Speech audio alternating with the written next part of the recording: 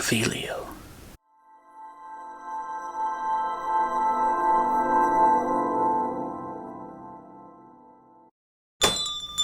Welcome, wizards, witches, and nomads. My name's David Cicello, and thank you for taking the time out of your day and visiting my channel, Wands and Reviews. Many fans of the Noble Collection have most likely noticed over the past few years that they started to release more items other than replicas. There have been more plush toys, wands made for children, and other items as such.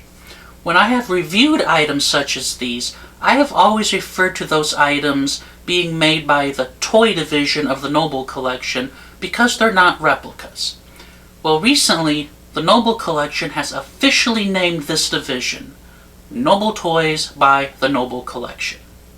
One of the first items to come out under this new division of Noble Toys is their Bendy figure line.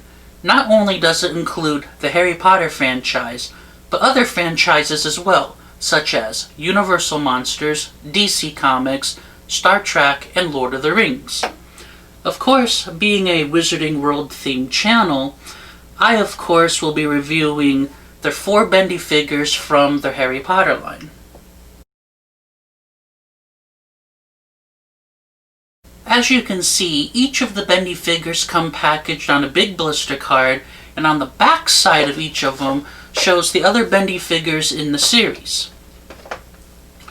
Now, each of these Bendy figures measures around 7 inches tall, and while the 3 of the Bendy figures are new for this line, Dobby is actually a repack of the bendable figure that we've seen in this past year and a half or so. Unfortunately, I cannot open these since they do not belong to me, so I'll be sharing these with you the best I can without opening them.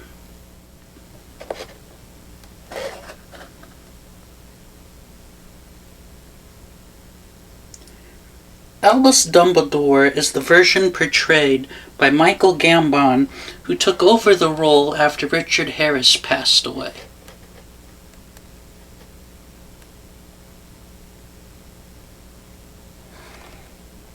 He is dressed in a standard robe. Sorry about the ring light. The reflection of it is really bad on this type of packaging. Albus is dressed in a standard robe as we've seen throughout the film series, and he does come with his Elder Wand.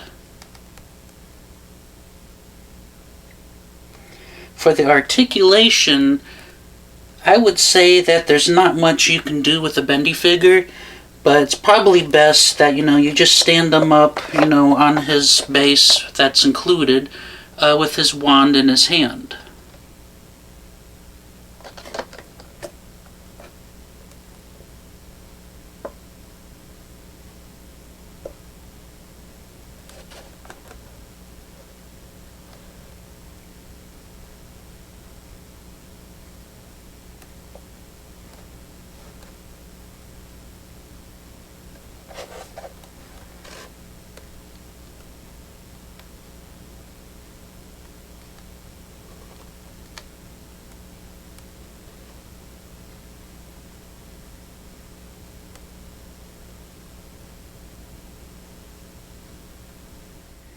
Harry Potter is dressed in his Hogwarts robe and comes with his wand, ready to cast some spells that he might learn.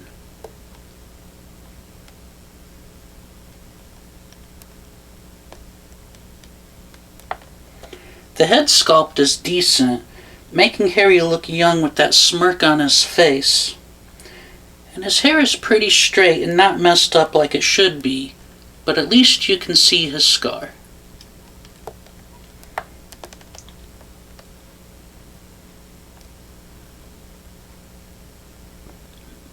I'm not sure, but if you could remove Harry's robe, I think that you'd be able to see that the sculpting for the rest of the Harry Potter figure would be just as good as the head.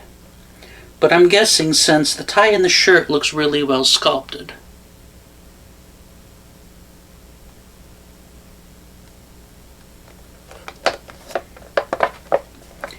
Harry can hold his wand and you can pose him with his limited articulation, But, with the bendability, again, I would just say, put the wand in his hand and place him on the included stand. Hermione Granger, just like Harry, is dressed in her Hogwarts robe and comes with her wand.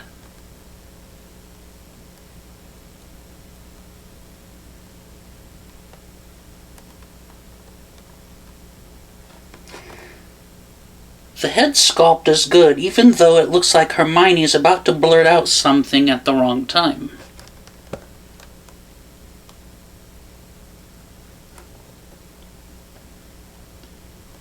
Again, sorry for the reflection on the packaging of the ring light. It's just that this packaging is very reflective.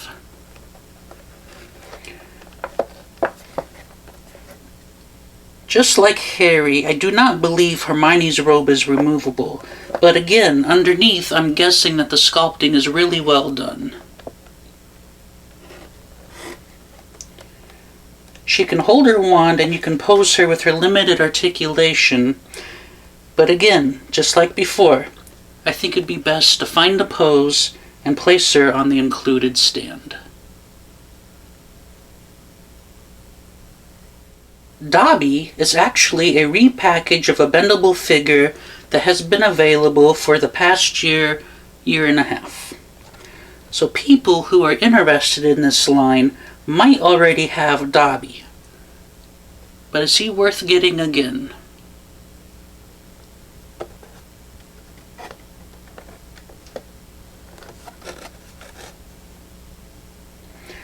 The only real difference between this Dobby and the previous version of Dobby is that this newer Dobby, I'm assuming, has a hole on the bottom of his feet.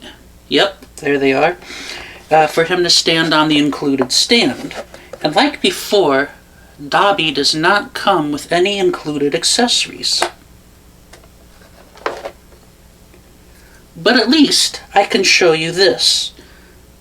This is my Dobby from the earlier release. This figure is pretty hefty. The bendability, it's pretty minimal. But the sculpting on the head I always thought was excellent.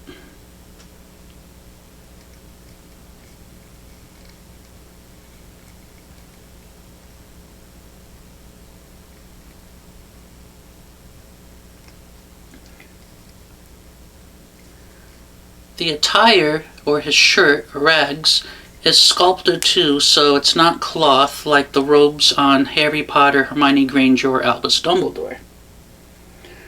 I have this Dobby standing on my desk keeping me company. But again, he looks like just a simple repack of the, yeah, he is.